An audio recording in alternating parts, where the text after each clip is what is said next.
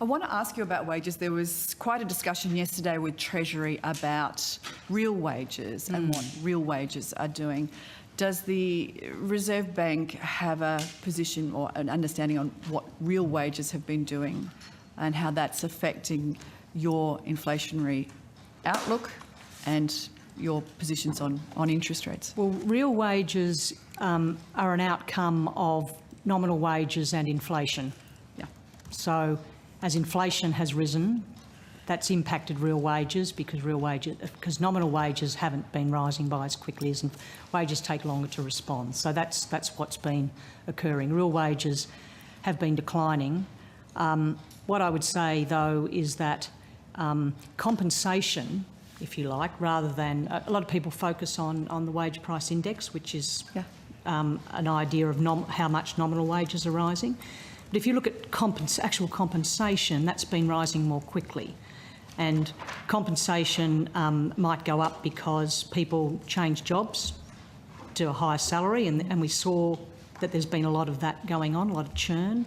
It might be that there are bonuses, firms giving bonuses to keep people. So real wages, if you just looked at, say, wage price index and subtracted inflation, you'd say they'd fallen by, say, 3%.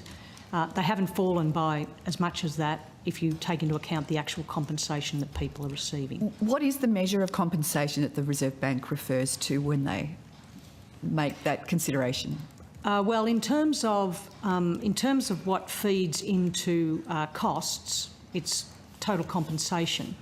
But what the wage price index gives you is a bit of a feel for what the underlying sort of wage pressures are, if you like. Yes, but is there an index? Is there a measure? Does the ABS provide something that measures total compensation? Compensation of employees from the ABS, yes. And what about on the other side of the real wages ledger, the inflation measure that you use? Do you only refer to the CPI, or do you look at living cost indices, or...?